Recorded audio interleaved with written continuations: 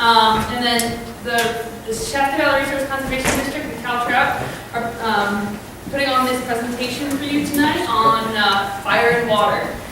This is a series that we run for Stewardship Series. It's a monthly series where we bring in experts that are regional and local to you to help you become more informed about forest issues. And we're partnering here with CalTrout now, kind of an ideal partnership since they take the water side.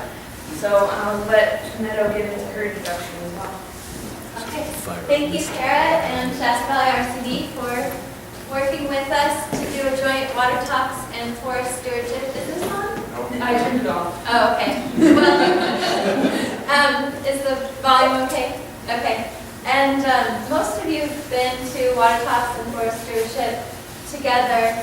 I just wanted to thank you for coming continuously to this series. This is our 20th topic and the 23rd program with over 900 people attending from our region.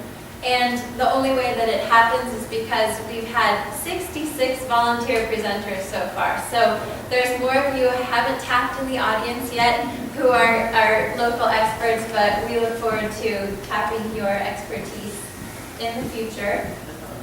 And let's see here. The purpose,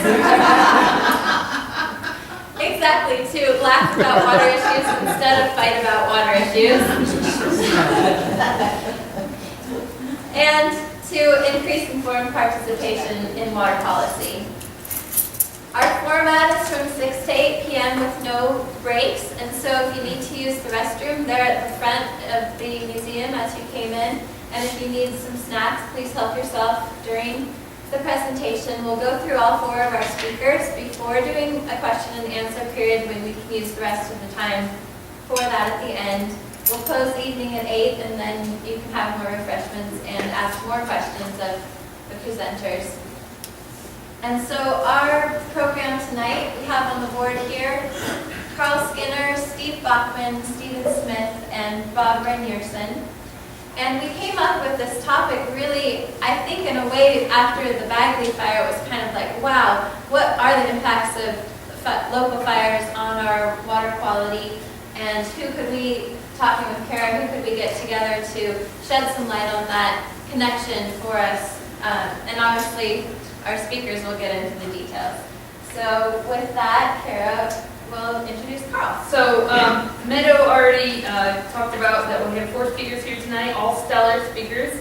I'm going to introduce our first speaker here, Carl Skinner, Dr. Carl Skinner. He's a researcher, geographer with the Fire and Fuels Program at the Forest Service Pacific Southwest Research Station in Reading. He got his degrees from Shasta College, UC Berkeley, and Chico State University. He grew up on a farm in eastern Shasta County near Boerne and began working with the Forest Service in 1968 in fire suppression on the Hat Creek Ranger District in the Alaska National Forest, where after which he worked in the Mount Shasta Ranger District in this area in fuels management and prescribed fire from 1980 to 1988. He transferred to the Pacific Southwest Research Station in Reading in 1988 to do research in fire ecology and management. His research with Pacific Southwest Research Station focuses on understanding how fire, climate, and management activities interact and influence forest vegetation dynamics and fire hazard. He lives with his wife Yvonne in the Reading area, and they've got 3 children and 4 grandchildren.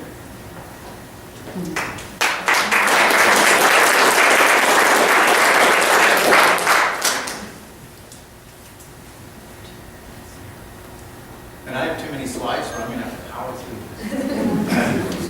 And thank you for having me back to speak again. And some of this will be a little bit of review, and some of it will be new. So we'll see how it goes. And focusing on fire and water. But basically, we know we've been getting lots of large fires in Northern California recently, especially Northwestern California. The Bagley fire was one of those, and these are just some examples of large landscapes burning at a time, and which has not been that unusual in the last few decades. But they often with mixed severity. This is from the High Fire.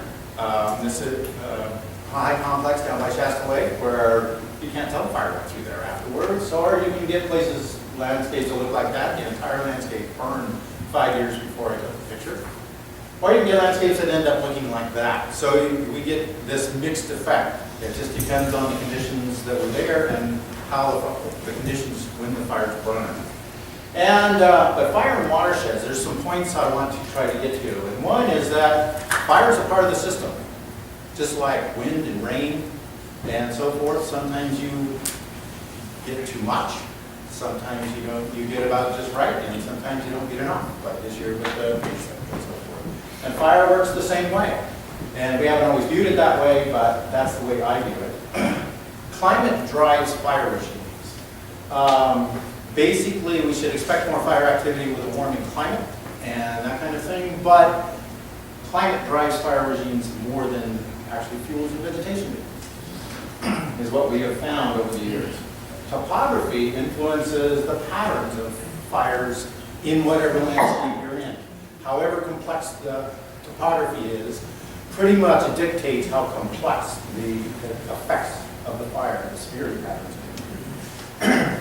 And then lastly, riparian areas are very resilient to disturbance. If you've ever noticed after big floods, the willows and stuff pop back, and they have to be resilient because they get hit with everything because they're at the bottom of the canyon and so forth. And so it's one thing to think of them as a very special place, which they are, but to also realize that they're quite resilient to being disturbed in various ways. What we have in California, though, that drives fire is the Mediterranean climate. And I always like to bring this up no matter how many times you've heard me talk, because this is the driver. It's the Mediterranean climate, which has cool, usually wet winters, that grow a lot of stuff, which becomes fuel in the warm, dry summers. We have an annual drought. Most parts of the country don't. And we have enough lightning that regardless of what people are doing, you're going to have fire.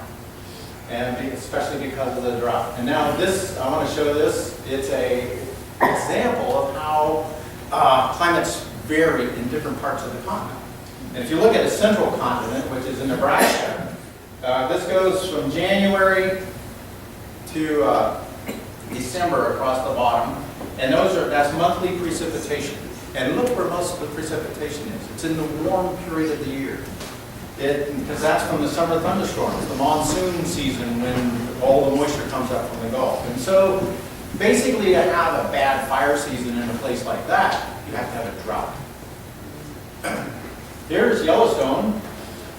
Looking at the monthly precip, you can't even tell what month it is by just total amount of precip. It's pretty much the same all year long. They get thunderstorms in the summer, they get winter storms, and it just changes form and such. So again, a place where you have to have a drought to have what we consider a bad fire year.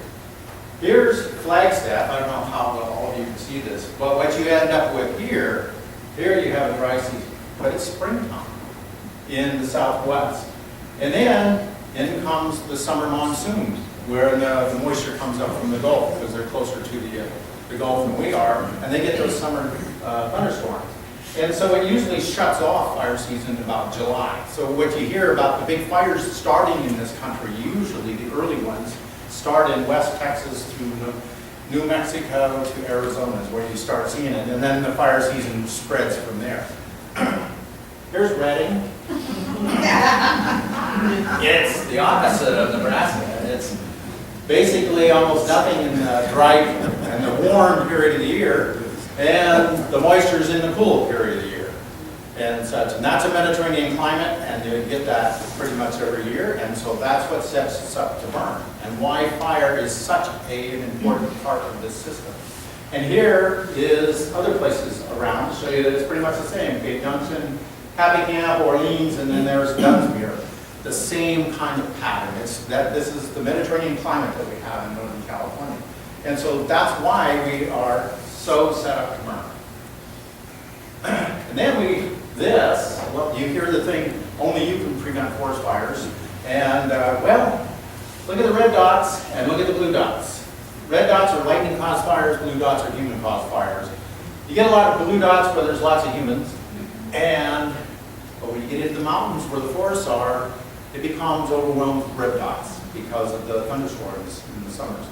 And look at Northern California where we are, it's a big red block. And so again, regardless of what people are doing, you have plenty of opportunity for fires. And here's an example of one day in 2008, the lightning strikes that went across Northern California. And you all know what happened in 2008, because you got smoke also. And then this is 1987, well, this shows all the fires in northwestern California from 87 to 2012. You can see that we burned a lot of country. And basically, from 1987 to 2008, it's 1.6 million acres. And 87% of the area burned was from lightning-caused fires, not human-caused fires. So that's why we need to learn to live with fire and so forth, because regardless of what we're doing, we're going to have it. Now, this is what used to be said about the fires, though. This is R.V. Wilson in 1904 was one of the foresters that examined the area that became the Trinity National Forest. And we actually studied this landscape that he said this about and came up with the fire history. And he said fires have been ground fires and easily controlled. A trail will sometimes stop. There aren't very many places you can say that about today. It's changed a little bit. But that's the way they described a lot of the fires in the past. Now, this is one of the ways that we have put together information about how often fires used to burn through the forest. This is at the base of a tree, and you see it's charred, and people go by, and when you see an old tree like this, and you see a charred area in it, a lot of people will say, wow, it looks like there was a fire here sometime in the past. But actually, if you know what you're looking at, there's a whole lot more here than a fire sometime in the past. Because every one of these crevices was a different fire as that tree was growing. And this particular tree has 33 different fires recorded in it. And that tells you something about how intense those fires used to be, because this tree survived it. And we find this kind of evidence all over the place, and that's what I've spent a lot of my career putting together this kind of information. And so this is what you end up with if you have a wedge out of a stump or a tree like that, and you can look at it from the top. And what you see is the oldest fire scar is 1665, and then it starts to grow and tries to cover it up like a scar. That it is a scar, and it's trying to heal over, but then another fire comes, and then another fire. And each of these is a different fire that we were able to record. And some of these are huge. We don't know how big these were. Like 1829, we haven't found a place, and we've looked at hundreds of sites, all up and down California, Southern Oregon, and clear to northern New Mexico. But from Tahoe to Southern Oregon, we haven't found a site in the mixed conifer zone that doesn't have fire scars in 1829. It's like, I don't know how much area was burning, but it was a lot. And there are other years that are similar to that when you go back in time. So these give us the history of the past. And so I looked in this area, in the Sacramento River Range, at fire history comparing uplands to riparian areas. Is one of the things that I did. And this is one of the things that was kind of interesting about it. And the way you read this chart is that these are the intervals between the fires. And so if you look at this is an interval.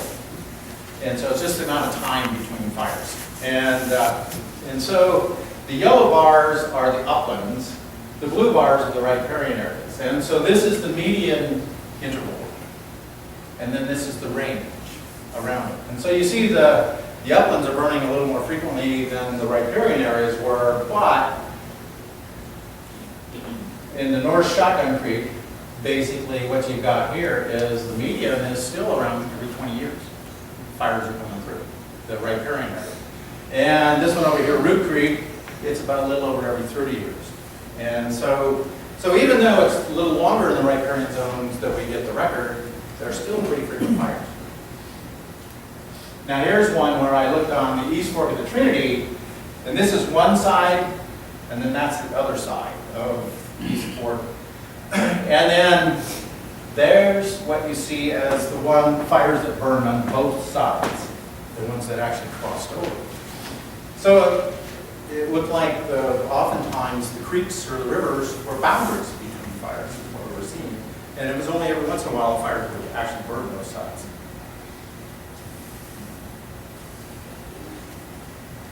And so what we've done is we've looked at some large landscapes. This is over Hayfork, where that fellow Wilson described the landscape. And we put plots all over this is a 7,000 acre watershed with Bruce Creek down the middle and Jug Creek on the north side of it, and then others. And we gathered stand A's class data and fire scar data to look at how fires went through this over hundreds of years. And we ended up finding that the fires were bounded by topography in the past. And we came up with what we call fire occurrence groups, and they're limited by topographic features. And what you see is each of these different colored areas is a place that when a fire was detected in it, it burned in that area, but usually didn't burn into adjacent areas. It kind of was confined there, except 1829, or some of those big years. But basically, it was confined, and usually it's by either ridge tops or creeks is what was confining them. But this one is interesting here, is this is the same ridge, and yet there's two different occurrence groups. And it's because this area here is dominated by a different soil type than this. This is more productive, it produces fuel a little bit faster, and so they were actually on a somewhat different schedule of burning. Still both frequent, this one was every 11 years, and this one was every 14. But still frequent fires. And so that's what we were finding, is that the topography used to bound most of the fires. Now this is a Thompson Ridge study. This is up near where we went from the east fork of Indian Creek up the ridge and then down into Thompson Creek. And did the same kind of thing, put plots in all over the place and described what was happening here to look at how fires had worked in the past. And the thing that we found was that everything burns frequently. Some places burn a little less than others, say like the North Slopes might burn every 12, 14 years, where South Slopes burn every 10 to 12 years, that kind of thing, but still pretty frequent. And what we found was that, contrary to what we were expecting, fire frequency was pretty much the same everywhere. What seemed to vary across the landscape was the expression of the severity of the fire. And it turned out to be the opposite of what we expected. In fact, Alan and I were looking at the data and summarizing what we had, and Alan looks up at me and I looked at him at almost the same time because we both realized what it was telling us. And Alan says, nobody's going to believe this. Because it was almost the opposite of what everybody believed at the time. And that's why we did research, right? And so anyway, this is what we found, and I'll show you what this means. There's spatial context to severity. It isn't a random thing that just kind of happens out there. There is a context to it, and it was related mostly to topography. This is a landscape, like I said, that had burned 5 years before we took this photo, and the entire landscape. And this is the kind of patterns we find again and again, even in the fires today. They're like you see here. You see the greatest percent of high severity is on the upper parts of the slopes, especially south and west facing slopes. Down in the bottoms is where you get the least amount of severity. And then in between is kind of mixed. That seems to show up again and again in landscape after landscape that we look at. And to simplify it, it looks sort of like this. If you go from the creek down here to the top of the ridge and then down, this is the south and west facing slopes. You see blue is mostly low severity, and then this is moderate, and then red is high severity. And you see as you go up the slope, you get a higher proportion of high severity on the south facing slopes. You go over to north facing slopes and it turns into mostly low and some moderate, but very little high. We were expecting the opposite, and I don't have enough time to go into why. And it makes sense though after you understand it, because at the bottom of the slopes, where's the fire coming from at you? It's most likely, all other things being equal, it's coming down the slope at you. If you're up at the top of the slope, all other things being equal, the greatest probability is the fire's coming uphill at you. And so fires burn differently as they either go downhill or uphill. The other thing is the south-facing slopes get the afternoon sun, they get the up canyon winds and stuff because of differential heating on the slopes. And so the fire has a tendency to push and turn and go up the south-facing slopes. And on the north slopes, because they're more sheltered and shaded, the fires then have a tendency not to burn as severely. That's what we found, and it wasn't necessarily what we were expecting, like I said. Now this is one of the things that contributes to it. Of the hundreds of persons who visit the Pacific Slope in California every summer to see the mountains, few see more than the immediate foreground and a haze of smoke which even the strongest glass is unable to penetrate. That was said here in Mount Shasta by C. Hart Merriam, who was the chief of the Division of Biological Survey after he did the survey and wrote the flora, and was writing the flora of Mount Shasta back then. Smoke plays a big role in this, especially when you get to extreme topography. And look at all the smoke in there. This is major fires going on. I think this is 99 fires, but you can see how much smoke is settling into the mountains. It's shading it. And so what you get is in these canyons, you get them to fill with smoke. And it cools down and raises humidity, and the fires don't burn as strongly under here when you get this kind of thing set up. And basically, the drier, warmer stuff is up at the top where you get more severe burning going on above the inversions. And this is what it looks like afterwards. If you take a satellite image and classify the severity levels, this is 2006 fires, the Hancock fire on the Klamath in the Salmon River country, and the red is severe, and then moderate, and then the green is low severity, and then the dark green is actually where they couldn't even detect any kind of change. And basically, what this fire burned for a month, it burned 27,000 acres, and you see where most of the red is. It's on those southeastern slopes, especially the upper parts of it. And most of the really dark green is in the bottoms of the canyons. And so that's the influence of fire on a lot of the immediate area around where you have the riparian zones and such. Now, when you get into the upper reaches, that's when things, get dry and the fire can get much warmer. But down in the bottoms, not often as much. And here's this extreme example. This is in eastern Klamath Mountains. This is Potom Creek area. This is Pitt River. And it shows you how these patterns set up with the old growth being down here in the bottoms, and as you go up the ridges, you get into shrub fields and hardwoods and stuff. And you look at the draws have the old growth, and that's essentially the way fires would set up the heterogeneity of the diversity of the landscape. Now, this is one thing I wanted to point out.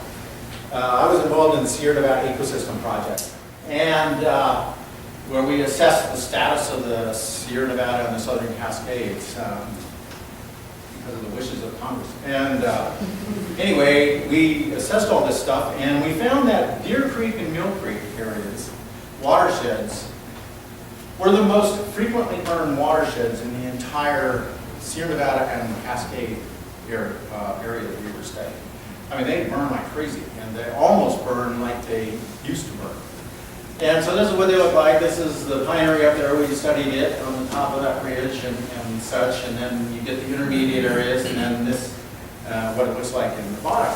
But this is what the aquatic biologists found for these same watersheds. It says these watersheds contain intact native fish and amphibian faunas, and the biotic communities are still largely governed by natural processes.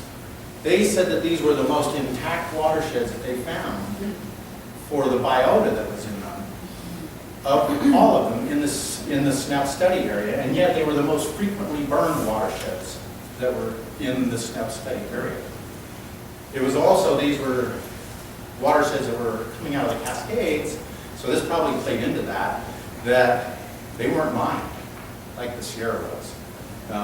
So they didn't have the plasma mining, and they aren't dammed either, and so forth. And so that probably helped, but still, they were surprised when we told them this.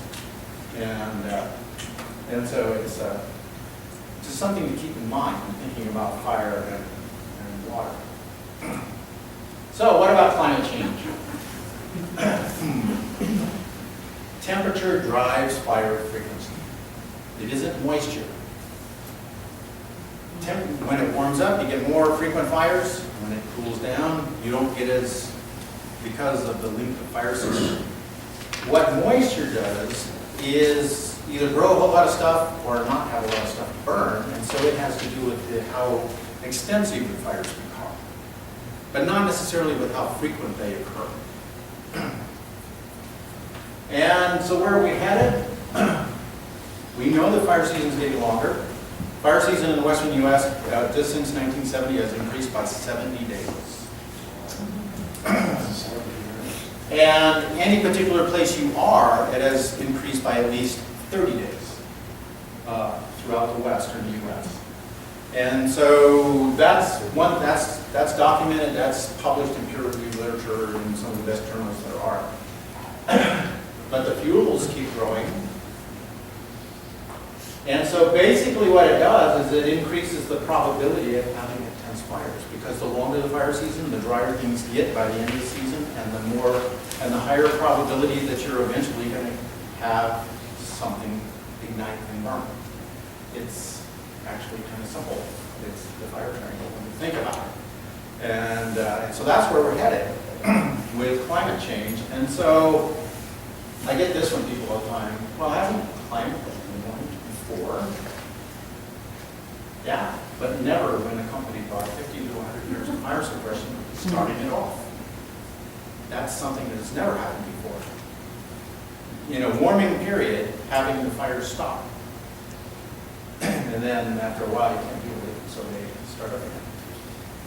So that's what's really different about this period compared to any other time in the past when climates are warm. And so basically, if you think about fuel treatment strategies and what we found, that would be the kind of place I would think of for more severe fuel treatments that we in that kind of environment. And the least severe would be in these kind of areas. And then whatever you can figure out that makes logical sense in between. Because it fits in how fire is going to work in the landscape. And I don't think I'm going to... Well, the human-caused fire thing, I don't have time to read this actually. But in a landscape like this, when you think about options for the future, you've got a lot of options. And with climate change coming, and if you don't do anything with what you have out there, and you can end up with stuff that's like this, and then you don't have much option anymore as to what you can do with it. And this is from the fountain fire in Shasta County. And that all burned in one afternoon, by the way. And that kind of limits your options. And so to me, thinking about working with landscapes like this, you have a lot more opportunities. And that's what I have here.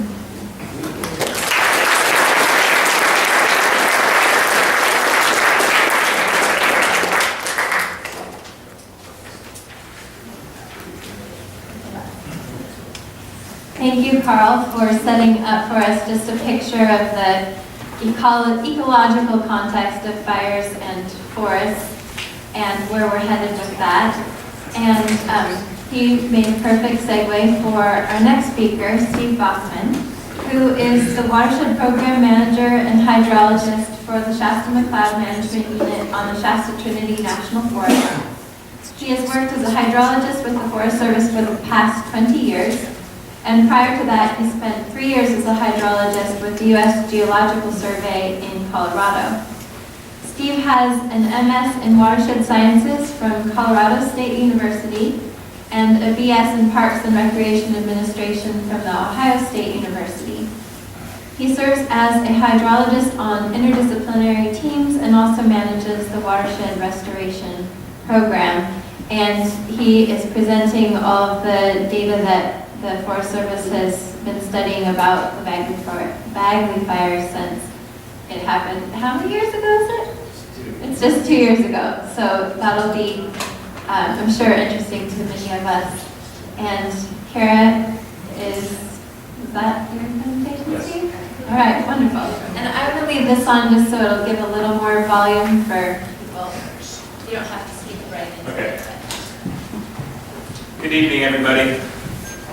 So Carl's talk set my talk up very nicely. As you can see from Carl's talk, 50 to 100 years of successful fire suppression has basically resulting in very different fire behavior in our watersheds across the state and throughout the country. I'm going to talk about one fire, the Bagley fire, that's occurred in 2012, and I'm going to talk about this represents the worst case scenario for a hydrologist or a soil scientist, based on the impacts we saw, because in this case, the stars aligned really perfectly.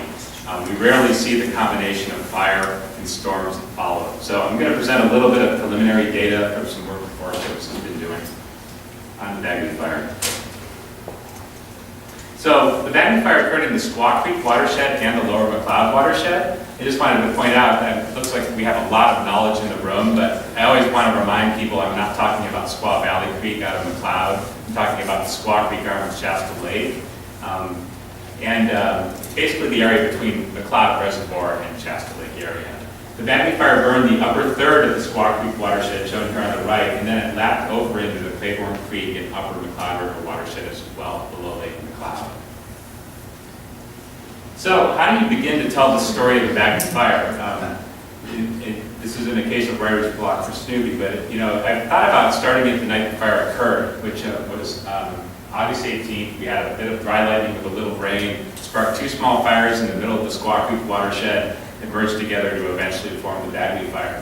But then I realized that I really needed a prelude to this story to really tell it and give everyone an appreciation of what happened to the watershed. And so I thought I'd start with what Siskiyou Creek was like before the Bagley fire. This is a picture of the middle reaches of the Siskiyou Creek watershed, kind of near Madrone Campground or Chirpchatter Campground if you've been down there. Looks like a pretty healthy watershed. We have really, obviously, great water quality, beautiful riparian zone.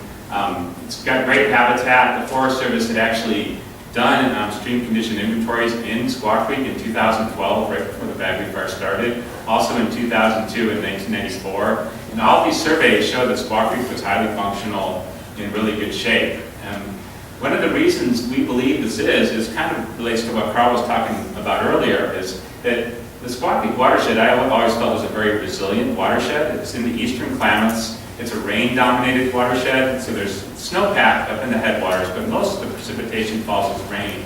So Siskiyou Creek moves a lot of water. It's capable of flushing material.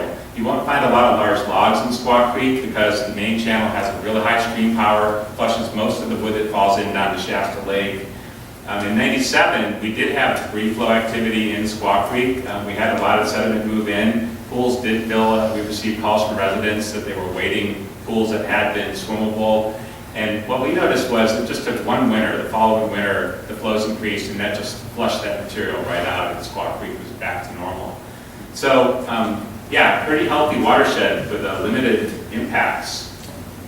So just a little bit of information on the Bagley fire. The start date was August 18th, and it was the dry lightning event that started near Bagley Mountain. By the time the fire was contained 1 month later, on September 15th, it had burned roughly 46,000 acres, or occupied a 46,000 acre fire perimeter. Like many fires, the story of the Bagley fire is really the story of about 25 days of low severity burning with not a lot of action and slow creep, and then just one really bad day. And that bad day for Bagley was August 25th in the late afternoon. The weather was just kind of perfect. Everything got hot. The wind came out of the south and just blew that fire up the south-facing aspects of Upper Siskiyou Creek and over the southeast aspects of North Fork Mountain and forced it into the McLeod River watershed.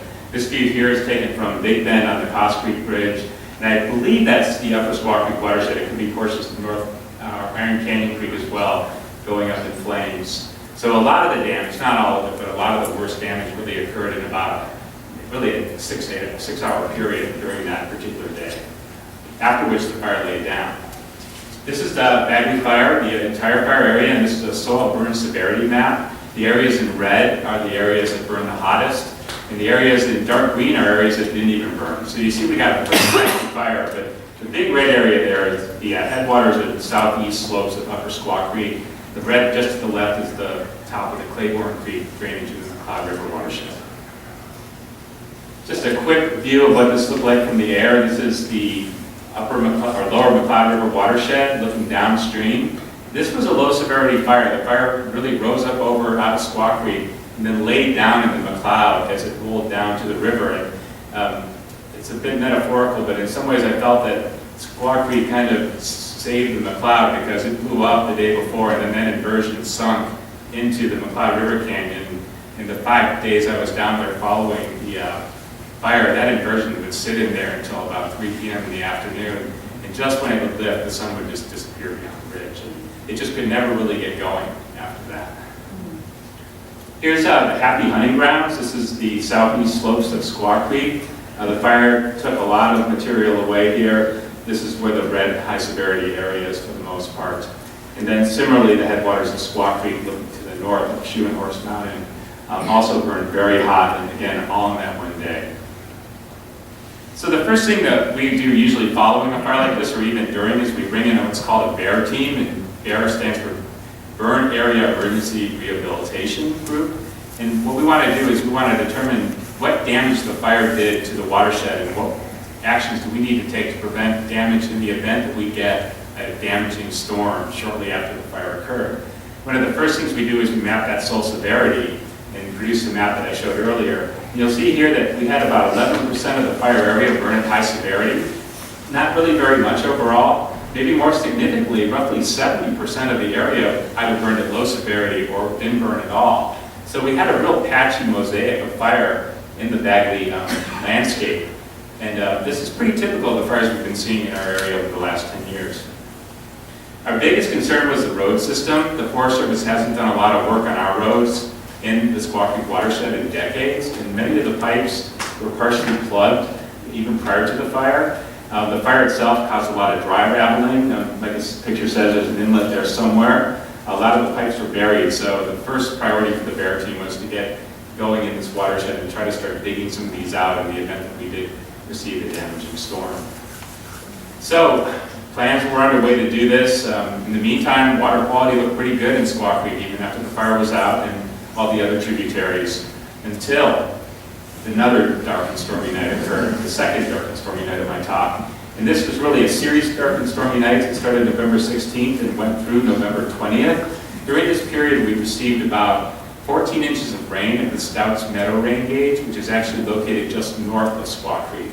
And this storm was kind of perfect in that it came up the valley, orographically lifted into Squaw Creek, and dumped an unusually large amount of all rain on slopes that didn't have any cover or snow or anything on them. So the results were instantaneous. We lost almost every culvert in some of the high severity burn areas following that November storm. And it affected basically every area that burned at a high severity. But it wasn't over there, because then we had another really dark and stormy night and series of nights. This second storm was twice as big as the first storm. So here's what those storms look like. This is a cumulative precipitation graph showing precip over time. And you can see the first event right here is spiking upward, and then we had about a week off, and then the second event came in. All rainfall, all on the Bagley fire area. Both storms were just perfect in that they came right up the valley and orographically lifted, affecting this area. And they both were viewed to be 25 to 50 year recurrent interval events, but they occurred back to back. So of course we lost more roads. Pretty much any pipe that was in a high severity area, burn area, was affected. We lost a lot of pipes in areas that didn't even burn. And I want to say that this was an unusual storm. We've never seen anything like this, to have two storms like this in the Squaw Creek watershed this early in the winter before. But the real interesting effects were to the hill slopes. This is an area of Forest Service land that burned at what I would call moderate and high severity. And hopefully they stick out of the picture here, but you can see the rilling that was caused by that sheet flow and just sheet precipitation that just rained onto the slope for a period of several days. Now the fire didn't seem to discriminate between property, slope, land use. It just hit everything that burned, and it eroded everything that burned. What we discovered is the dominant erosion processes were coarse, shallow erosion processes, lots of just sheet flow, gullying, rill erosion, and we didn't see any deep-seated landsliding at all. There were no mass hill slope failures where the whole hill slope collapsed with all the wood and debris into the channel. This was a very coarse, shallow erosion event. This is a great photo. I love this one. We just got it a couple weeks ago. But the photo on the right is a soil pedestal, and you'll see there's a little pebble on top. That pedestal is 5 centimeters high. That's what's left of this slope following that torrential rain. You can infer that from this photo, the slope used to be 5 centimeters higher all around this little pebble here. So if you can imagine that amount of material eroding on a watershed scale from areas that were not only at high, but moderate and low severities, that's the kind of movement we saw during 2 rainstorms. So where does all that material go? It goes to the nearest channel network, and even if the channel network is too small to move it. And so this is an example, I believe this is near the Hackney hunting grounds, but I'm not 100% sure. But all that material was delivered to essentially a small intermittent stream, which was, of course, incapable of moving it. So what you see here is a stream beginning to cut through the large fan deposit that formed in it following the December storm. We had a lot of this activity out on the Bagley Fire. And then eventually, of course, the sediment makes it down to the bigger creeks. In this case, Squaw Creek. Squaw Creek, these photos were taken in December following the 2 storms, and it ran at about that turbidity for 4 or 5 months following the December storm, and it ran much higher than it had in the past due to the lack of the evapotranspiration and increased runoff over the winter period. So how much sediment actually moved? I'm going to this is a very ballpark type figure, but we collected a lot of information to try to answer that question. And what we did is we got LiDAR imagery of the entire burn area, and we mapped the erosional features post-fire over the entire fire area. And then we interpolated a depth that we believe was the original surface of the ground and estimated volumes of material moved. So this LiDAR information was accompanied by lots of soil transects on federal lands that occurred down below throughout the fire area. And so how much did we get? The fire estimate was 4.9 million tons. And ironically enough, this is kind of close to what the burn area report predicted. We predicted about 2.4, but that was in response to a 10-year event. Here we had 2 25 to 50-year events back to back. So the number isn't all that surprising. And just to provide some maybe pseudo-reality to those numbers, we calculated out the 5-gallon buckets, and it would fill 245 million 5-gallon buckets. And then if you wanted to load all that soil, assuming it all was mobilized into 10 cubic yard dump trucks, you could fill 569,770 dump trucks or so. But Dave Young, our Providence soil scientist, provided probably the best statistic of all. If you assume each of those dump trucks is 24 feet long, and you were to line these dump trucks up bumper to bumper, the line would go from Seattle to New York City and down to Baltimore. So quite a bit of material was mobilized. Did this all get to the channel? No, a lot of this stuff just moved. So I want to be clear that not all of this sediment, of course, is delivered to a channel network. It's just what was allowed to move based on these 2 storms following the fire. So what about Squaw Creek? And Carl had a really good point in his presentation that I hadn't really thought of. And that's that the riparian areas are very resilient. However, the downstream areas do bear kind of the brunt of the sediment impacts from these upstream areas once all this material from those upper ridges are mobilized. And what we did to take a look at this is we mapped all the response reaches of Squaw Creek. And these are just areas of Squaw Creek that have very low channel gradients where we would likely see the effects of disturbance manifested. And we came up with about 6 miles of reach on Squaw where we thought we would see impacts. So luckily, as Dave would have it, we were actually working in Squaw Creek in July of 2012. This is a typical response reach. We were doing a stream condition inventory here. I just wanted people just to take a good look at this, note the size of the particles in the channel. It's looking pretty good. It's a fairly planar reach in this case. This is what this area looked like following the fire. Finally, after the turbidity receded and the water cleared. And obviously you can see a tremendous amount of material was introduced to this reach. And we saw increased flows as well as the turbidity that occurred before that. We had a lot of cross-section data that we already had collected, and so we were able to go back and find some of those cross-sections and replicate them. The lower line down here shows the channel bed in 2012 for this particular spot. The upper line is the channel bed of 2013. On average, we saw about a ½ meter of aggradation in Siskiyou Creek, and the response reaches up to 1 meter in the areas that received the most sediment. So we had just basically a filling of the channel and an increase in stream elevation from this activity.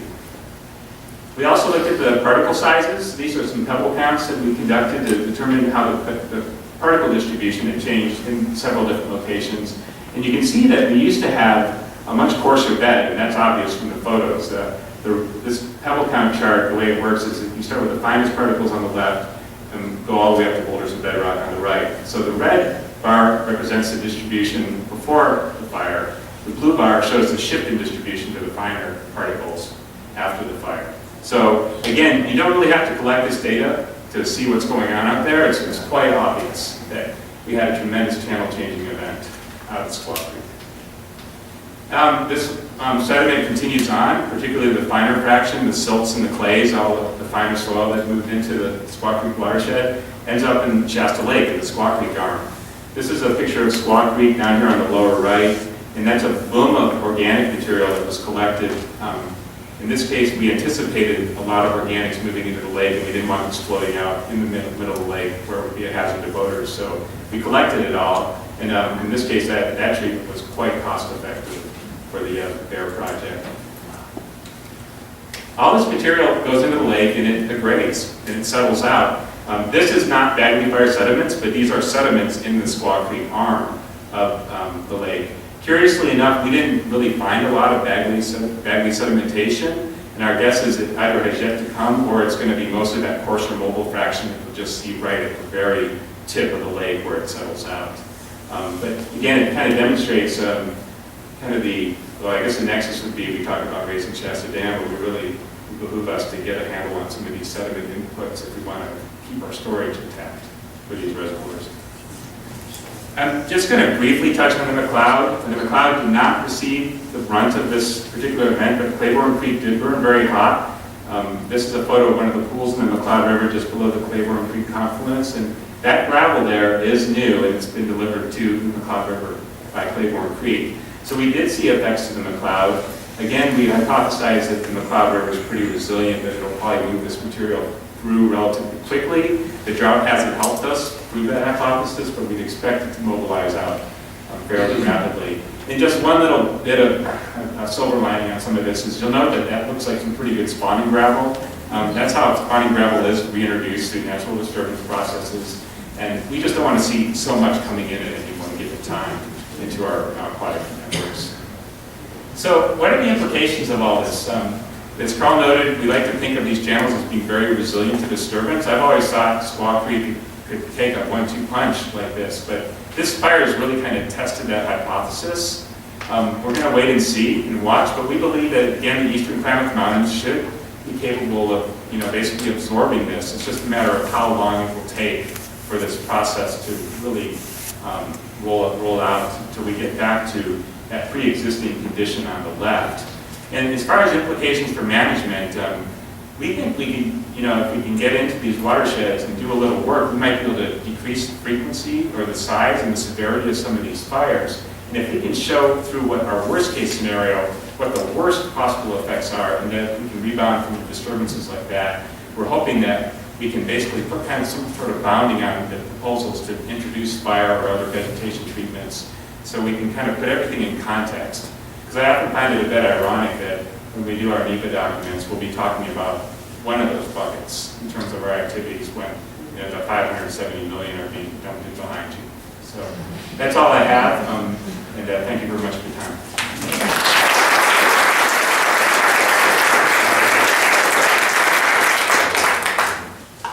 Thanks, Steve. And now I want to introduce the second Steve in this program, Stephen Smith.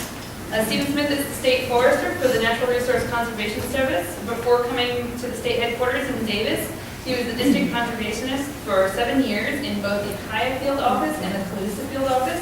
Before joining NRCS, he worked with CAL FIRE for 9 years, had his own business for 9 years, job hopped in the FSC Forest certification, doing national and international forestry for 9 years, and spent 3 years as the head forester for the city and county of San Francisco. His firm, SGS S.G. Smith and Associates specialize in forestry issues in rural-urban interface, forest certification, and private and community forest management. He received his forestry degree from the University of California, Berkeley, with an emphasis in soils.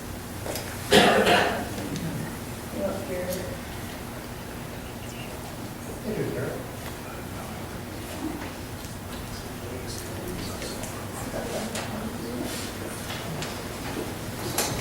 Good evening. I had a little bit of a computer issue early over here, so I don't have any pictures. I had my outline, which I was going to have in front of me while I spoke about pictures. Now my outline isn't there. I apologize, but please shift. Just go on with that. So instead of great pictures, we'll just kind of walk. And also, I have to say, my subject is not very nice.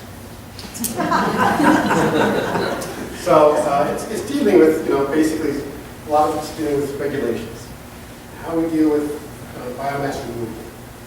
And there's, I think we've heard a lot of this before. There's three major key spots of regulations. It's the Water Quality, Clean Water Act, CWA, sorry about that, I should look that out. And that's been a major focus of forest practice and all forest practice rules. And forest practice rules, for those of you who've never experienced them, there's a book about that today. Very small print. Those of us who are getting older, it's harder to read. Then we have the Threatened and Endangered Species Act, the ESA, and what's that? It has to do with fish, owls, salamanders, that sort of thing. And they're a strong driver. And then we have cultural resources, to do with archaeology and historical. And those are the three major drivers for dealing with biomass removal.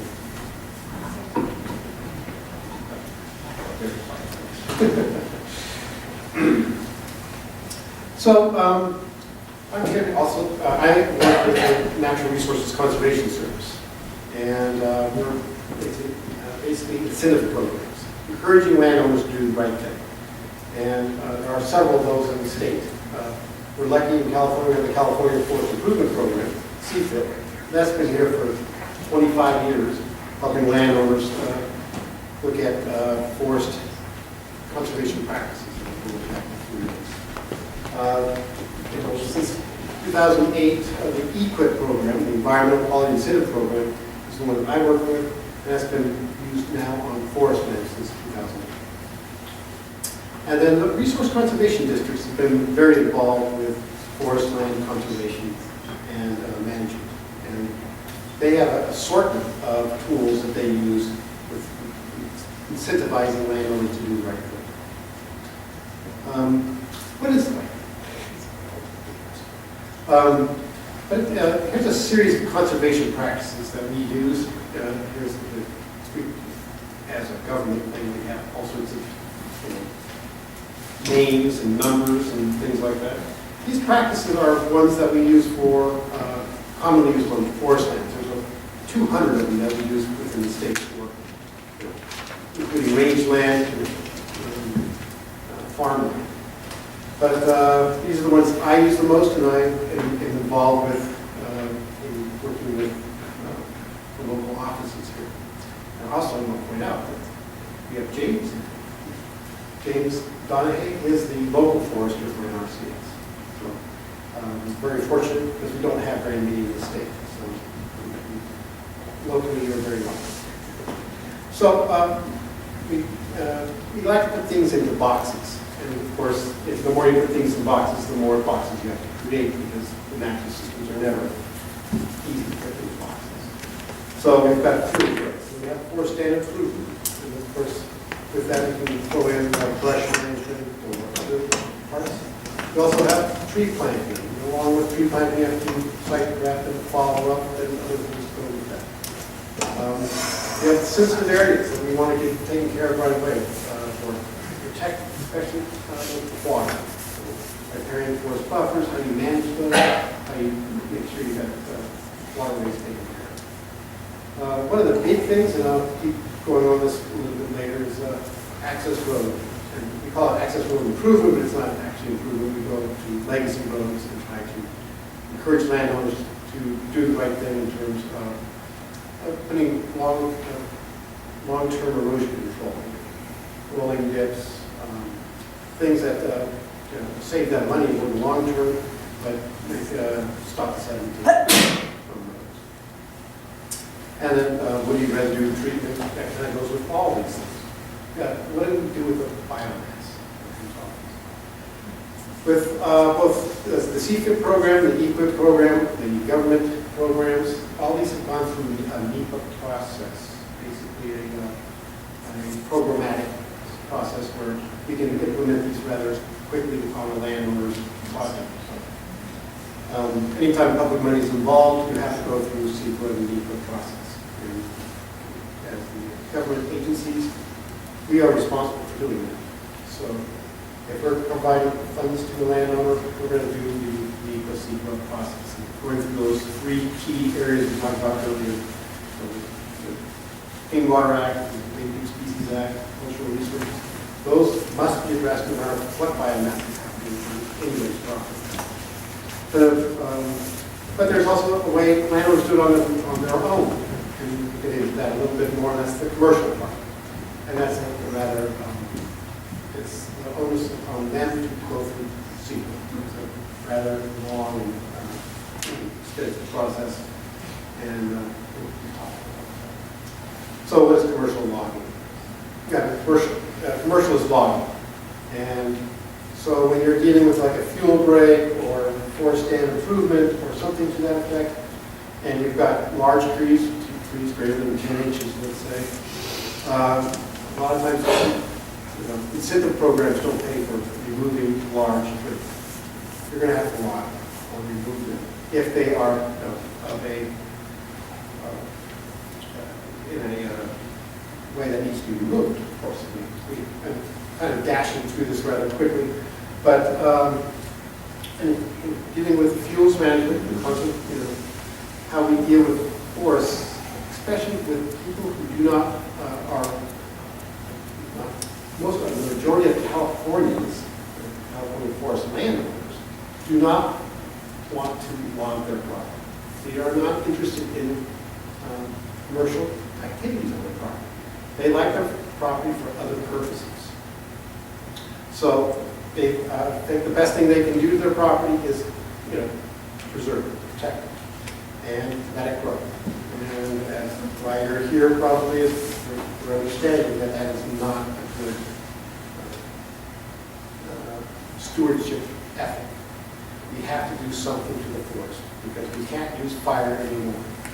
So we have to do a surrogate for fire. So what are we going to do? We're going to use these conservation practices. We as a government entity or a public entity, we recognize that as a very important thing to do, is to go in there and make these forests back into a healthy condition. So we're going to go through and provide public funding for doing that. But when you get to a certain size, you can't do that anymore. It's too expensive. It's very expensive to remove a finished tree on top. And what do you do with it? It's a huge problem. It's a lot of biomass. So we have to kind of encourage you to log it or do something with it. But then you get into the forest practice rules and the forest practice law. And it's kind of a catch-22. It's a very expensive process. Like I said, it's a large book. You have to bring a specialist in, a forester, to come through and work through the NEPA CEQA process, the endangered species process, make sure all those three things I talked about earlier are well addressed, and a few others. So there's a lot of desire by the public agencies to have the right thing done, but we often can't do that. We have exemptions, and a lot of this smaller biomass can go to, let's say, a biomass plant for energy. You are required to clear the lands around your house. So there is some exemptions for doing that. Again, you have to still meet those three entities. Sometimes you can do it quickly and easily because no endangered species is going to live next to the house. Endangered species are not going to live in situations where there's a lot of public. But you do have other issues that come involved. So then you go into a harvest plan. I really like the non-industrial timber management plan. The THP is the timber harvest plan. NTMP is a non-industrial timber management plan. A very powerful document. I really encourage landowners, if they're going to go there, get that document. There's a PTEIR, and that is a programmatic one. We'd like to see more of it. Some public agencies have taken the lead to develop a watershed-wide document that does the CEQA work for landowners doing light touches on their properties. And that's something that we can encourage in watersheds that have a cohesive group of people. And it really makes a difference. When you have that kind of document, people can be more free about making decisions, economic decisions, to do the right thing. When I say do the right thing, I think a lot of landowners, once they know about what they need to do, can do that on their own. They don't need a lot of workshops like this help.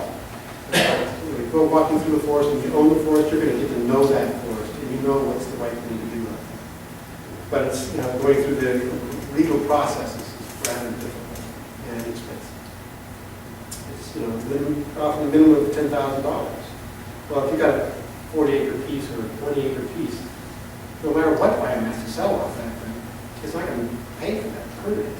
And so some people say, well, I'm going to do more than I want to because I have to pay for the permit. That's not good legislation.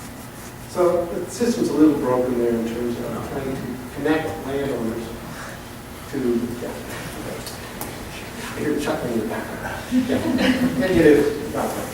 So it's actually very frustrating for you folks because if you have really good forest lands, you're going to have endangered species moving in. And then once you have endangered species moving in, then they're even further tied to certain restrictions. So if you were a person who did not do the right thing or did pretty hardcore ENH management and doing a strong fiber production like that, you're good. No endangered species are going to move into here. So they're good to go. As a landowner who's kept their forest in a full canopy and large wood, you're in trouble. So that's where we need to fix the system. But right now, I'm not going to ramble too much about it. That's the way the system is. So one of the things about the forest practice rules, and we work with in the incentive programs, is focus on those sensitive areas. Riparian zones are very well protected, and we're talking about water quality here, and water here is highly valued. We have unstable slopes and surface erosion. Roads are one of the biggest places where we have sediment in our system. You can clear cut a piece of property and it won't have nearly as much sediment come off that as a road system going to the property. So everybody has a road system to their property. So it's one of those things that needs to be focused on. And how do you handle your roads and how do you manage your roads?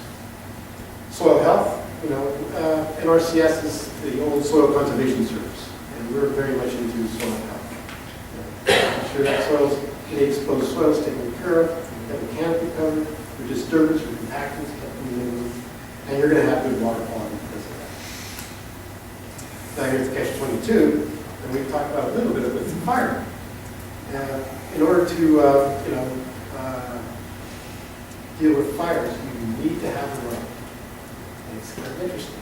We're going to go through a few examples of where you didn't have a road there, that fire got really bad. And through the 08 fires, I was involved with a number of road closures on forest lands because there was water quality control board and we wanted some roads closed, especially close to the creeks. And we closed a lot of roads. And of course, then the lightning fires come through, and we're opening up those same roads again, and really brutally, not very nicely, to deal with fire. So we can't just take roads out willy-nilly. We've got to actually work with our roads and work with roads and forests at the same time. And we'll go further into that. But here's an example of excessive beautiful pictures, all just imagine pictures. And but basically, starting out with I'm putting on my incentive hats with NRCS. We have the EQIP program and the CFIP program working together with a series of landowners on top of a ridge. And one landowner decided to take the lead and did a forest stand improvement. Got rid of some rural buildings. And thinned from below. Had a beautiful forest afterwards. The neighbors saw that. Oh, I can do that. And another neighbor saw that, and they started getting into the contracts and working with the government entities to do this. And it just kind of spread throughout the ridge. And then the robbers fire came. And it came pretty fast and furious. And it was threatening off. Not threatening, more like Colfax. But it came up to that ridge, and it was the water source below, the city's water source below. And that particular ridge didn't stop the management of the forest did not stop. It was the access to the forest. And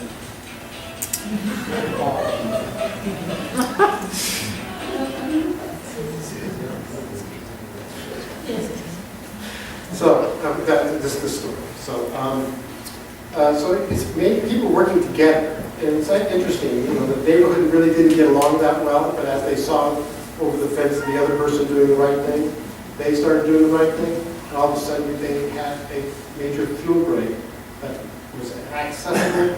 Fire agencies will not go someplace where it's dangerous, and what they had before was dangerous. They would not have stopped the fire, they would not even gotten there. But because they've gone through that forest land, and cleared it out, and made it open enough to manage the fire, that fire dropped to the ground, they were able to stop the fire and protected major watersheds. So it's just a few landowners that work together. So actually, here's the other slide. I'm going to show this a little bit better. You can see the pinks are basically landowners that have done projects. And a fire was blasting up, and within a day, stopped. It did not move from that point on. So it did spread further up, other directions, but got away from the cities. They were able to eventually control it. But it did burn a lot more acres, but it did not go into this next watershed down here, which had, the water supply from the city water. There's another one. There's getting to be a lot of, since 2008 and on, there's been literally millions of dollars that have come into the state through both CFIP and EQIP, working with small landowners to put in fuel reduction type projects. And we're getting a lot of examples now to show you. There's not a lot of them in this area, but quite a few in the Ponderosa fire. There's a number of landowners that protected their lands. The fire just dropped to the ground and crawled through their property, and went on. But it's that kind of activity that you can do to stop that kind of fire. I guess I can go on with stories on that. One of my times up here, and I apologize for not having all the nice, great pictures I had up here. To, you get to see my outline instead. But, thank you. Thank you.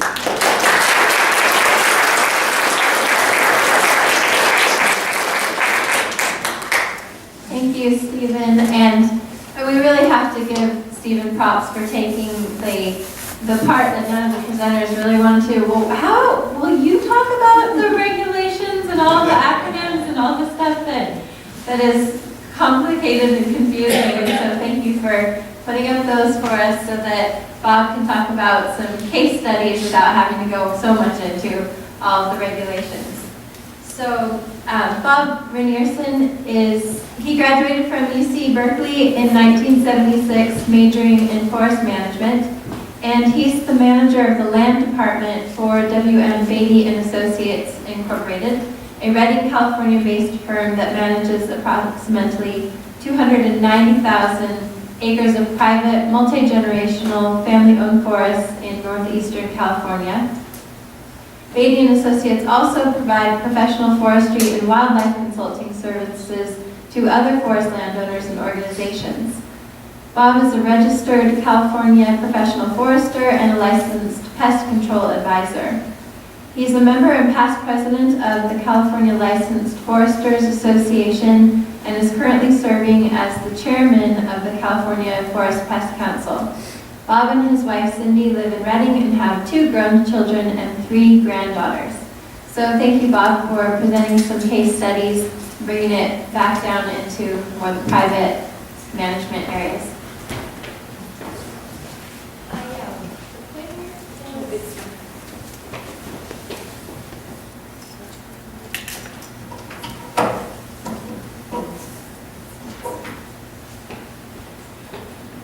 I want to thank Steve, because now I don't really have to talk, I'm just going to show a bunch of pictures. But none of them are Steve's, I don't think. I didn't steal them. What I thought I'd do is just give a couple examples of how large or small forest landowners, some case studies of projects that were done to reduce the risk of fire, which means reduce the risk of resource damage to all resources, including water quality. And again, you're not going to stop fires ever, and I don't think you want to. You just want to make your forest more resilient to fire so that when they do occur, you're going to have less damage to the resources that the forest provide. Just a little background. We manage land in northeast California and in the 5 counties up there. So it's east of here, which means it's a lot drier. I think this is about the area of the Bagley fire, and the darkest blue is where you have your heaviest annual rainfall. We mostly manage in a lot drier areas, even out to where you only have about 14 inches of precip a year, and most of it comes in the form of snow. We've got, our fires are a lot more severe. There's a lot more severity in them, but there's not quite as many water resources out there to damage. But maybe some of these examples will provide some background for what we've been talking about here. And also the soils, most of our soils are volcanic, which are a lot more stable, very well drained, not too steep. Although we do have some decomposed granite and sedimentary type soils, which have, you've got to be a little more concerned about the erosion on those. And our elevations, 2 to 6,500 feet, a lot of the precipitation we encounter comes in the form of snow. And the owners we manage for have owned the property for, within their family for over 100 years. We've got some of the little ones that are 6th generation now. We've been managing the property for them for 40 years, and their instructions are just to pass it on better than they got it. And so they've been managing it for 100 years, and we've put together some 100-year planning documents out into the future that not only address a steady supply of timber for revenue and for the local community economics, but also the wildlife and watershed values, including a pretty extensive road management plan. And as Steve said earlier, the roads are really key to erosion and maintaining water quality. And they're also third-party certified by the Forest Stewardship Council. Again, that's a third party that comes in and under standards that have been approved by environmental, economic, and social groups. We'll do a third-party analysis to see how well we comply with those, and they've been certified as well managed by this group for, I think, 15 years now. And kind of the third leg of that, besides their own desires and their own objectives, and this third-party certification is the regulations. And thanks to Steve, I don't have to explain all this stuff, but it is very extensive. And just to give you an example, if you're going to deal with one watercourse crossing, you don't just go to one agency that's in charge of watercourse crossings. You go to CalFire, has a say in it, Department of Fish and Game, because fish use them, and water quality. And sometimes mines and geology if it involves any kind of geological type of issue. So We primarily do single tree selection, and this is one of our stands on our kind of our better sites out near Pondosa, which is east of here about 40 or 50 miles. But we do need to recruit young pine and nut fir, which are shade intolerant species. So although our owners don't like to see big clear cuts, we do some small group selections to kind of meet those objectives of being able to manage the next generation of shade intolerant species. We're fortunate, a lot of our ground we could mechanically log, and so that means there's a couple things besides just the economics of it.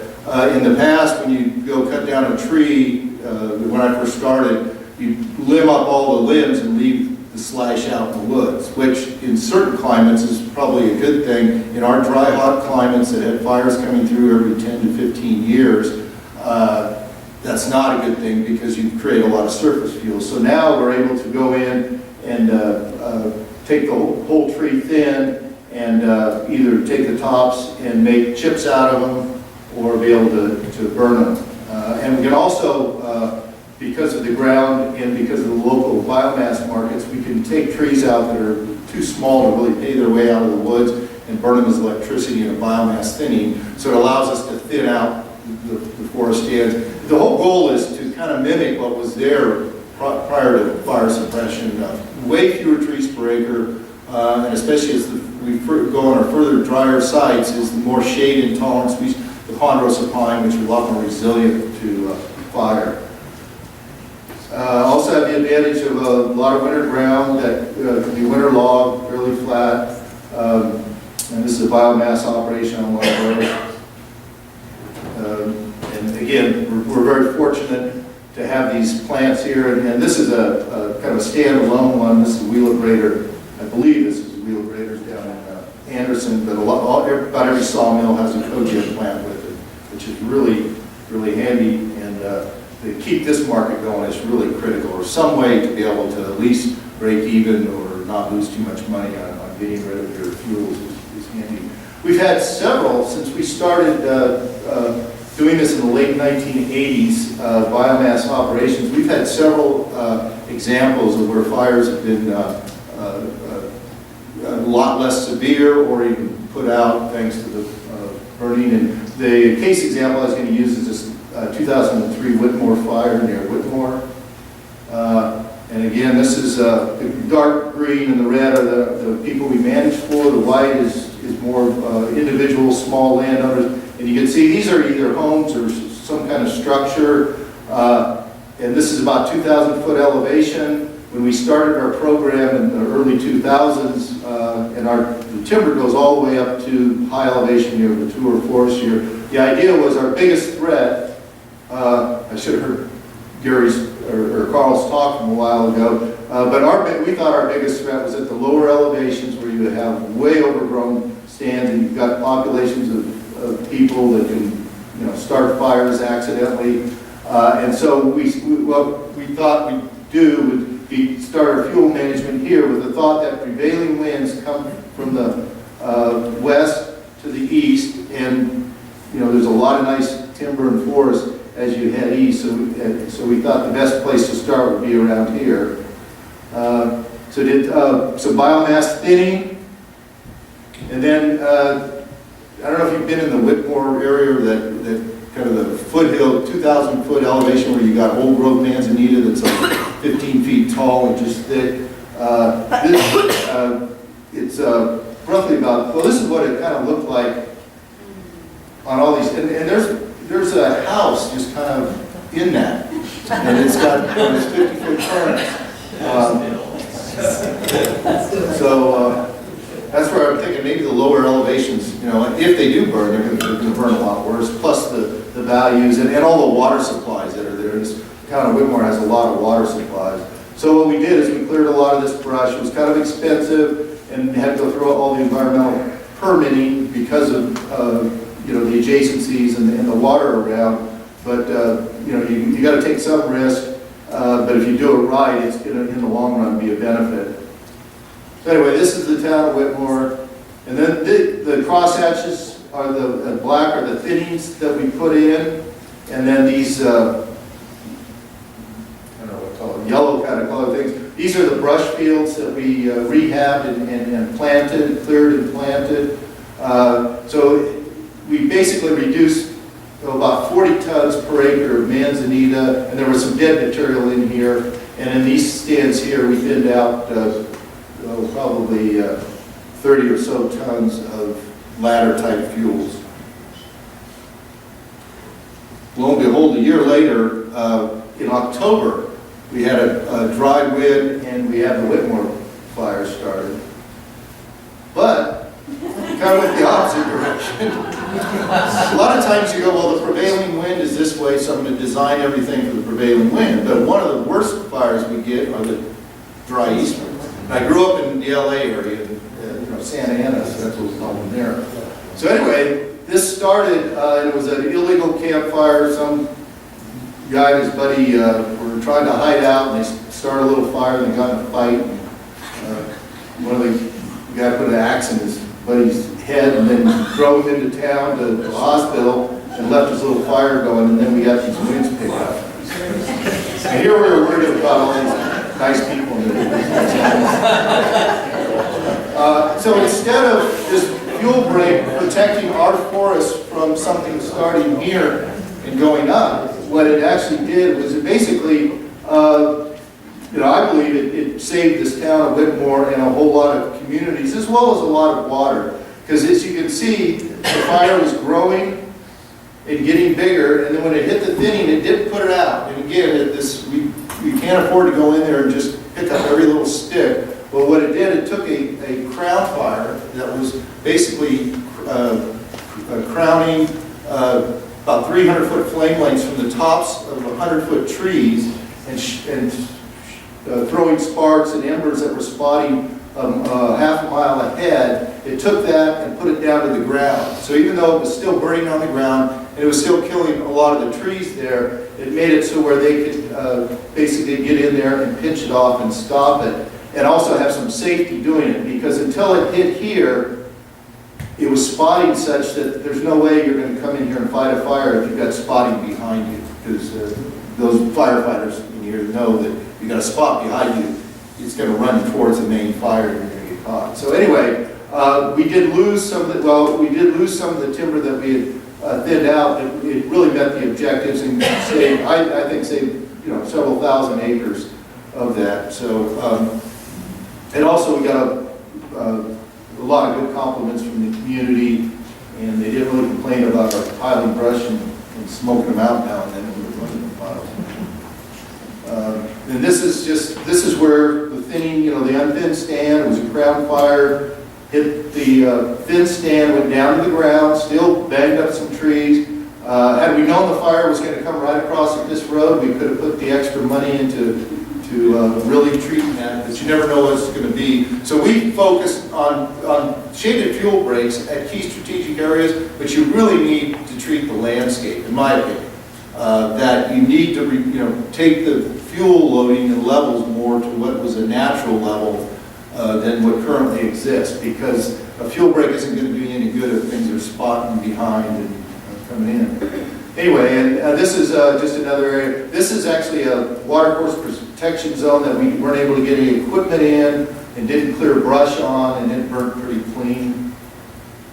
And then another example of management is how to respond to a fire. And we had in 2000 the Story fire, and really, especially if you're a private landowner, you need to act quick, because what pays for any kind of work and what keeps the owners in business is knowing that they can salvage at least some value out of those trees, and you have about a year to do it. But you've not only got to do that, you've got to do a lot of other things before the brush comes back in and makes it much more costly. So you can't wait till you get a fire and then spend 3 or 4 years deciding or arguing or debating or researching what to do. You need to be ready to react with a good plan, with a good team of resource professionals, and not only within your staff, but within the agencies that you can work with.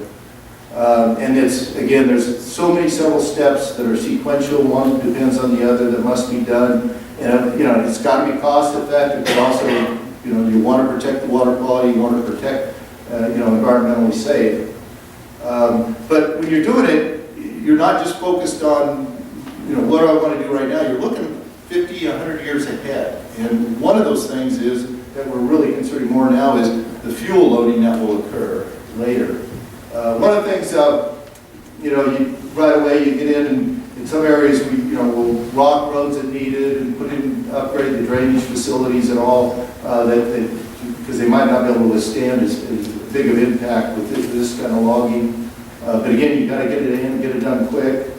And then another advantage of this biomass harvesting is there's all these heavy, small fuels that really don't pay their way out of the woods that are very costly, is we'll biomass chip them where we can. And that's strictly a fuel management look. If you want your trees to survive, we've planted in snag patches and gotten great survival, and I was worried, oh, all these trees are going to fall down and hurt my baby trees, but it's amazing that doesn't happen. So you can get by planting trees in a bunch of snags, but you got to look ahead. That's your only chance to treat those fields. You can't come in and do a broad or a prescribed burn when you've got 5, 10, 15-year-old seedlings and you've got 50 tons per acre of dead wood. So you need to treat it ahead of time. One of the things we can do on some of the non-steep slopes, up to 20-30%, is subsoiling, which makes the ground easier to plant. We don't quite do that as much as we used to, but it is a good technique. But it also will reduce your erosion quite a bit, especially where you have the hydrophobic soils, because it basically will really help infiltration. So on that sheeting that we saw earlier, well, there's no way you can do that on that ground in the Bagley fire, but if you can do it, that will really prevent that sheeting erosion, especially on these volcanic soils. It works good. So this is kind of what it looks like after 10 years. Again, wanting to, this is a couple years after pre-commercial thin. We want to get a forest back there and control the stocking now and the brush so that it will be able to at least be a little bit more resilient to a fire. Although in the watercourse buffer zones, that the trade-off is, you know, we don't get the equipment in there, we don't take out as much of the wood, and we don't treat the brush as much. We have to treat the brush at least the first year to get it to survive on our dry Mediterranean sites, because otherwise there won't be enough moisture in the soil. But this is kind of what we do, but the trade-off here is how sustainable is that for the next 50 years as far as fuels. But again, you don't want your entire landscape looking like this, but we have maybe 10 to 15% or 20% in certain buffer areas and key areas looking more like this. And this is kind of what it looks like here in those zones. And this isn't. This is just an example, and again, this is for private and fed, but of the importance of getting in there right away and doing something and not waiting. And this is a few years later. And this is basically kind of what it looks like from the top.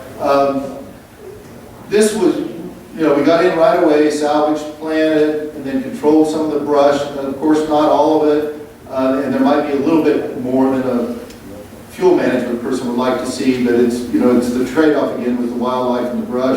And then getting the trees spaced right. And we're able to do this and salvage the timber and, you know, pay for the reforestation. And I think the reforestation cost was about $350 an acre, and actually have more left over to buy, actually they reinvest in some more timberland. Whereas if you don't do anything for a while, no action for a few, well, this was 10 years, then when you go in, you're disturbing the ground again because you're having to pile that brush, and it's real tough, plus your costs go up to $1,500 an acre, $2,000 an acre, and you haven't captured any of the value out of there.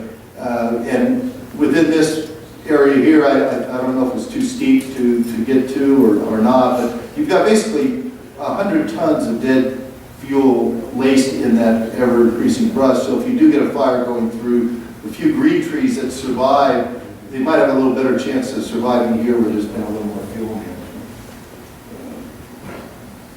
And lo and behold, this is another case of, we thought it'd be maybe 20 years before all that, there was material that had not been removed would burn again, and this was just 10 years later.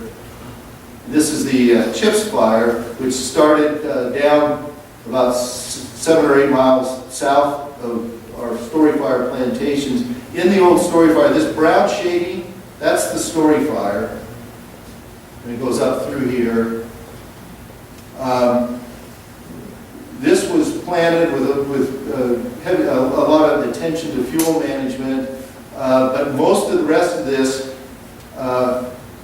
nothing was done. So you basically have brush that's growing bigger and bigger, and you've got over 100 tons per acre of dead fuel. And I just calculated that because it looked like there was as much timber on this as there was on ours, and I calculated how much timber we removed, and I came up with a little over 100 tons. But anyway, fire started, and it's just, you can't really control it in that kind of situation. Fuel driven, but then it's kind of threatening us there. And here's how it ended up. It burnt from where it started downwind through the entire footprint of this story fire, except in our plantation and then these areas where our neighbors actually did some of that work, even though it was late. They did some of that clearing work. And the only other, and then unfortunately though, it had got up such a head of steam and so pervasive that it got into green timber, both on the Forest Service and in our clients' land, and they were, old, pretty old, mature forests. This area hadn't been biomassed much, and it burnt a whole lot more green timber. And the only thing within kind of this path that it didn't burn or we were able to keep it out of was this lake. And most of our plantation, although, again, I don't think a 50, 100, even a quarter-mile area does you much if you don't treat more of the landscape. Because even within several hundred yards of our plantation, we lost some timber. This is, and again, to tie it into water quality, I guess, this is a slope that goes down into Grizzly Creek. This side, was pretty timely reforested, fuel management. This side, something might have been done up here, but from here on down, it was just left for the trees to fall, the dead trees to fall over into the brush. And this is kind of what it looked like after the fire. Again, this didn't stop the fire, but at least we've got trees there now that'll be growing. And as far as the soil damage, maybe a little bit less that's going to go into the creek than where nothing was done. And this is Grizzly Creek here, where you have the fire, and basically it's burning forests that have not had firing for decades. And so you've got way more stems per acre, and it kills them. And then if they're left there, when you get that reburn, and again, I was thinking this would be 20 or 30 years down the road, this is only 10, then you've got twice the disturbance, and there's no live trees to seed into here, and the water quality disturbance. I'm not sure how much, how resilient these are, if this, can take this kind of thing, but, and then again, even some of our plantations that were closer to it, and this is a lot of this came in from just the raining. It looked like somebody took a drip torch through there from all the spot or the embers that were falling down in there. And then we did some actual, what we call early shaded fuel breaks, where we pruned some trees up along major roads, and still killed a few of these trees, but a lot of them survived. And then this is one of the stands up on the hill there. This is kind of the burnt timber there that was able, and again, had we not fought the fire, it probably could have gone through and done a lot more damage. Where it did burn through these plantations, they didn't get burned as bad because of the fuel management, but it allowed them to stay there and fight the fire. Then we can kind of keep managing the fuels and hopefully get these forests up to a condition where they are more resilient. But again, looking ahead. This is just an example on the Moonlight Fire, which was very high intensity throughout most of it. This is one of our plantation from the previous fire, Cook's Fire, and even though we lost maybe a third of this plantation, quite a bit of it survived, and it really survived best where we did the management of the dead wood ahead of time and of the brush. And just getting to shaded fuel breaks, it's a lot of money's getting put into these. Our clients, they don't qualify for any of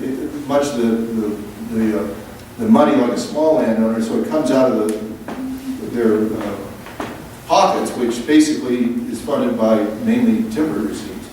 But what you don't want to do is put in a fuel break and then walk away from it and manage them a little more than that. But this is one that kind of got away from, I think this might be on us, but it was part of the community break that was put in.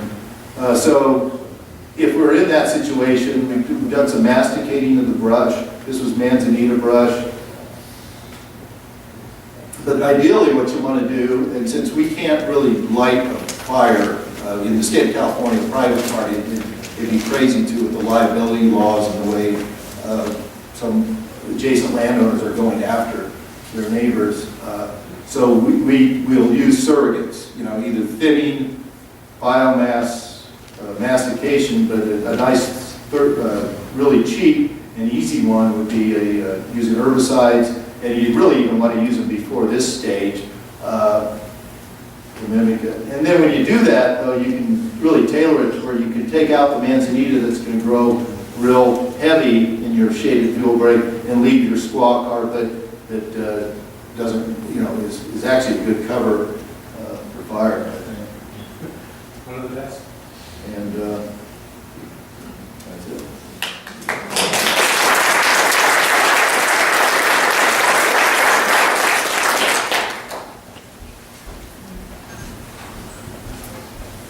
Thank you, Bob. And if Carl, Bob, and Steve want to all come up here and we can facilitate questions of all these presentations that you've just heard. And maybe we'll just, you guys can pass the microphone around. I saw a hand and then it disappeared. I wanted to ask Bob, I saw in one of those pictures, it looked like a Colorado blue spruce. Is that what I was looking at there, in that one plantation? There was a red fir, and actually we planted some giant sequoia, even though it's kind of out of its current natural range. It's kind of a lifeboat thing where one of my professors from Cal, Bill Libby, kind of encouraged us to throw a few of those in, just because it doesn't move very well. Yeah, I don't know if that was it or. Yeah, it looked pretty silvery. I wasn't So sure. that was probably the red fir. Amy's maybe. Yeah. Thank you. Unless the guy that grows our trees in the nursery screwed up.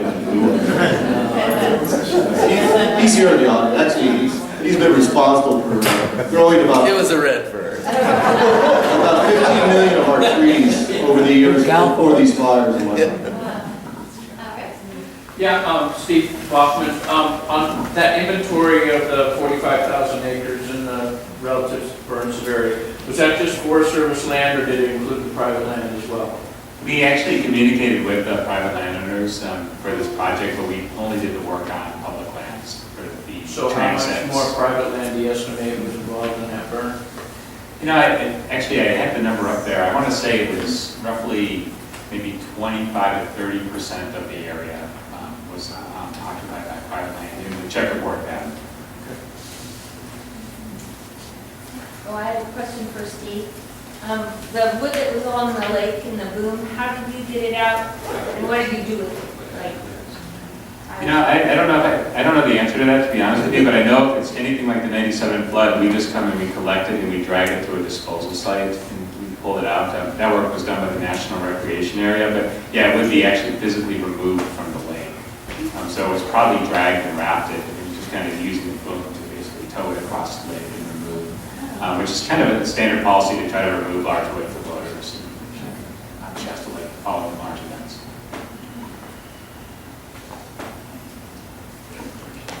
Fire safe councils, are there federal funds that go into those, or is that strictly a state program? I believe the answer is yes, and there's actually some people in the room that can answer that better than me, but yeah, there are federal funding that does go into the fire safe councils. Steve Bachman, since the California drought pretty much started the day after your second storm period, ironically, is there any reason why you wouldn't think that's the main reason why there hasn't been this lot of material coming down from and that it's probably mostly still in it? Yeah, more or less. I mean, we were really hoping we'd see a normal winter so we could kind of test this hypothesis of rapid recovery. And certainly this was, what did we get? We got 2 inches in Mount Shasta from October through mid-February. It was just unusually dry.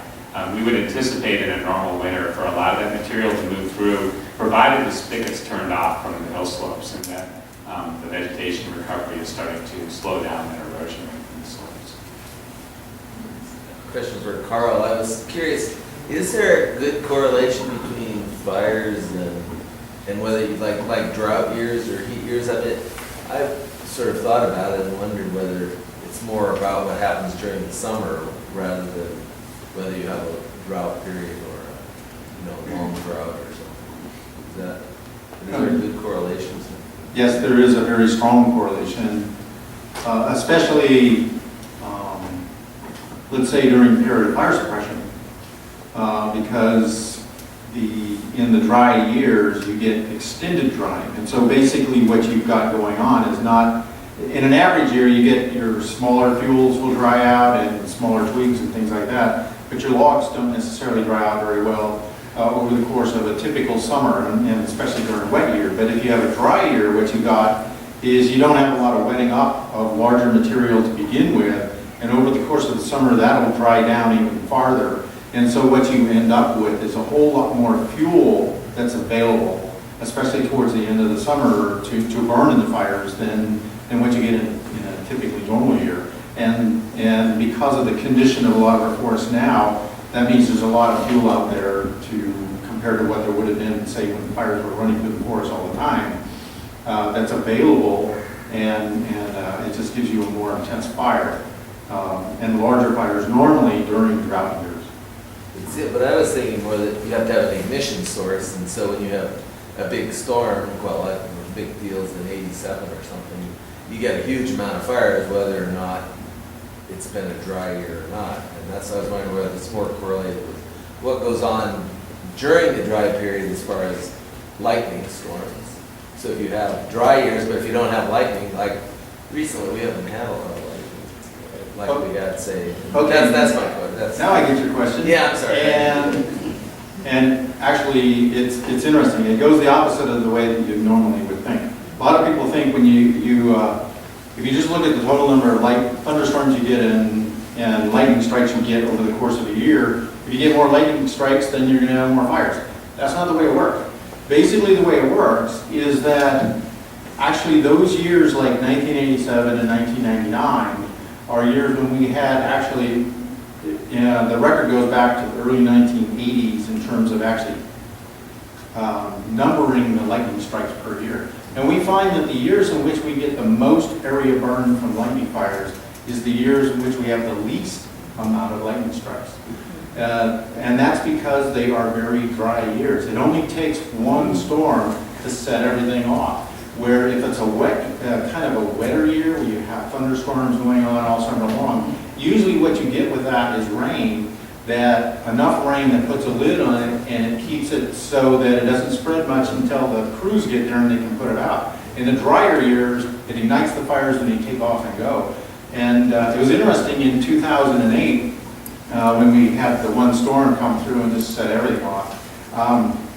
A fellow who was a researcher from Hokkaido University in Japan came over to look at what was going on here. And he studies lightning fires all over the world. And he said that storm coming through, because he did some satellite work and looking at where all the ignitions were and everything, he said that had the highest the highest amount of ignitions per amount of strikes of any storm he had ever seen. And that's what ignited it. And what it does is in those kind of years, you just have enough fires to overwhelm the fire suppression forces. And it isn't necessarily that you have a lot of thunderstorms and lightning strikes over the course of the summer. Carrie and then. Rob gave some figures down, but I don't think it was actually down at Deadwood. Does anybody have good figures on what the average, right, the amount of tons of actual down in Deadwood, which is, well, I understand the primary driver of fires is in the California forests per acre sort of thing. I mean, I've heard numbers from like 7 to 20 tons per acre.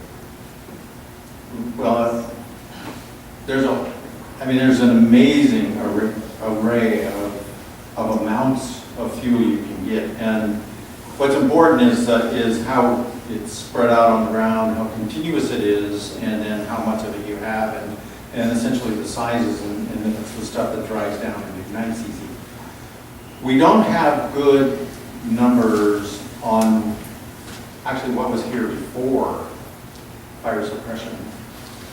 Except that one of my colleagues that I work with in Reading, we came across some data from the early 20th century from the Stanislaus Twomey experimental forest in central Sierra Nevada, that the researchers had put in 10-acre plots across the experimental forest, and it's kind of interesting, and he gives a really interesting talk. And they mapped every tree that was on the 10 acres. They mapped all of the understory shrubs. They mapped all of the down logs. And they put in transects across these areas, they crisscrossed the areas and they described all of the understory herbaceous vegetation as well. And then what he's done is he's gone back in and remapped everything over the last few years and re-inventoried all the logs and everything on these areas. That's been a lot of work, and he's just now summarizing this information. And what's interesting about it is that in this particular place in the early 20th century, the total tonnage of material on the ground in logs is no different than what it is today. But it was in many, many fewer logs, and they were big logs that were there in the early 20th century. Today you have a whole array of different sizes of stuff, and it's more continuous is what we have today, where then it was just in a few big logs, which makes a big difference in how fire is going to spread. And so he's just in the process of preparing the manuscript for publication now on this, so we'll describe it in much more detail.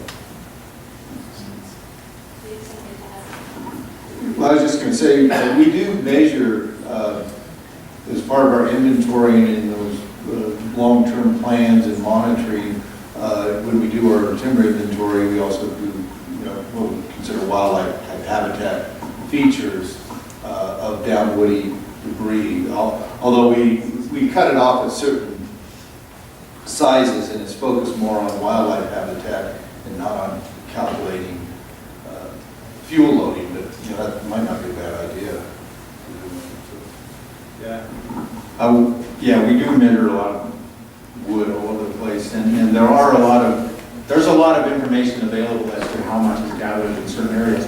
But the area that you had in your photographs there, that where the Forest Service had anything, they let all the logs fall down, and in that area with the shrubs, I walked that area, and that was an area that was, there was so much stuff on the ground that you could walk pretty much across it. You couldn't tell it in the photograph so much, but you could walk across the whole place on logs.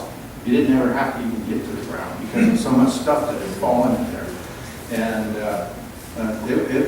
it was amazing how much wood was in the shrubs there. Rick and then Angelina and then Francis. Carl, I mean, the science of this fire thing is all great, and I think rural communities and people that live with fire, they kind of understand it, but all that really doesn't do you much good until the policymakers are kind of clear on these concepts. So do you think that rimfire had much effect on the dynamics of policy with regard to management of, and the things that the public and the policymakers need to understand about fire to get some changes in some of this stuff?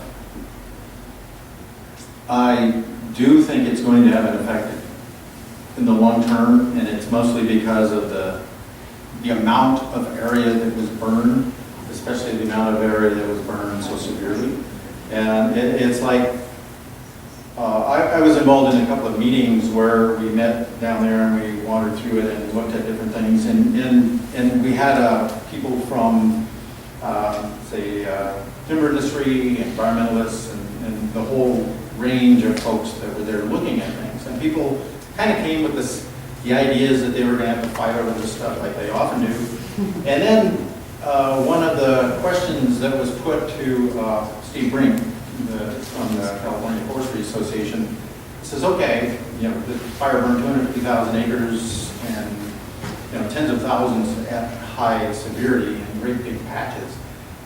And he says, okay, if considering the infrastructure that you have, how much of this stuff could you actually salvage if there was no restriction on how much you could take out of here? And he said, well, considering the infrastructure that we have from Bakersfield to Lincoln in the valley that we would be able to feed from this burn area, he said probably over the next couple of years about 50,000 acres is if we just could go for whatever we could get. And so that made everybody kind of step back and think, wow, there's a whole lot more out here than that to even think about what do you do with it and move forward in terms of trying to create a landscape that might be resilient in the future and so forth. So I think the sheer magnitude of the fire is causing people to try to start thinking about things in a very different way. Did you have something you want to say? I have a question for Steve Smith. I was curious. Sorry. Oh, I'm sorry. Angelina had her hand up. Well, my question kind of piggybacks on Rick's. I was curious from the perhaps regulatory side if there's any work being done on reducing the liability of prescribed fire on private lands. I'm on the incentive side. I really like to see prescribed burning. Actually, our agency is very much into trying to prescribe burning on the landscape. It's just the liability in California for lawyers everywhere. It's very, very difficult. It's almost impossible. Matter of fact, some of the fires that have happened on, accidental fires, really truly accidental, cost millions and billions of dollars. Not most things, but so liability of fire is so huge that landowners just cringe. And once they get down to the bottom line, taking on that liability, or the insurance company, there's no insurance companies taking them on. So it's either a CAL FIRE, which has the ability to do that, or another large agency such as U.S. Forest Service. They burn on their own property. Fish and Wildlife Service has a program for that. They burn mostly on their property. So it's the fire agencies that have the capability of doing that, but they're the ones who are also they're very restricted. I'd like to say something about that too, is that I'm also part of what's known as the Northern California Prescribed Fire Council, which is a group of people that are attempting to deal with some of these policy issues, and we are dealing with the state legislature and CAL FIRE in Sacramento and so forth to try to see how we can work with some of the state policies to get some of these things changed so that it is easier to be able to use prescribed fire. But in California, it is very difficult to use prescribed fire, especially on private land, because of the liability issues. And then when you get past the liability issues, you have the strictness of a lot of the air quality issue regulations really limit the amount of stuff that even the agencies can do these days.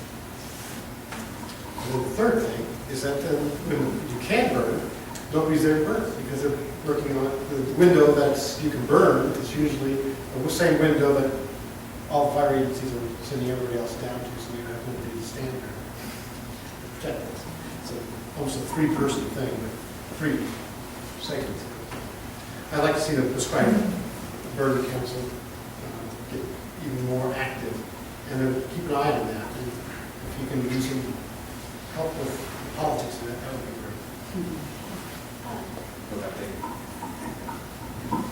We're actually just a couple minutes to 8 o'clock, and all of a sudden I see the wheels of people's heads turning and more hands popping up. I'd like to thank our presenters and close the presentation, and then encourage everyone to come up and continue to mingle and talk and ask these questions that I saw a bunch of hands going. So we'll do a round of applause for these guys, and I know Kara.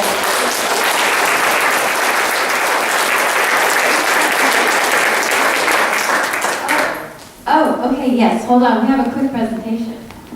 I talked to Kara earlier. There's a whole lot of us here in this room that know Carl well. He is retiring real soon. I don't know the exact date, but it's real soon. Too soon, yes, no doubt. He's a wealth of knowledge, like we all know. I've known him for, I don't know how many years, but I think since way back when one of the conferences. But I recently heard, I'm teaching a class at COS, and I recently heard him say that, I'm sure many of you in this room know of Dr. Harold Biswell, who was the grandfather of, prescribed fire in California. He wrote a book, very famous. And Carl recently told me he sat in a class at Berkeley of Dr. Biswell's class, and in the class was Phil Omi and Agee. So like some of the most famous, Jim Agee, Carl Skinner, Phil Omi, and we're so lucky to have him. We've been so lucky to have him here, and I don't know how much longer because he might be moving out of the area, so I hear. But I just wanted to, from our whole group here, present this. It's a museum T-shirt. It's Mount Shasta. If it's not big enough, they'll trade it for you. But I didn't know what size you were. And then there's two pens here. One is a Shasta Trinity pen, and the other is very, we all wear it. Carl's a practitioner of fire as well as a researcher, as we know, and it's from the Wildland Fire Foundation of the Fallen Firefighters. So, wow.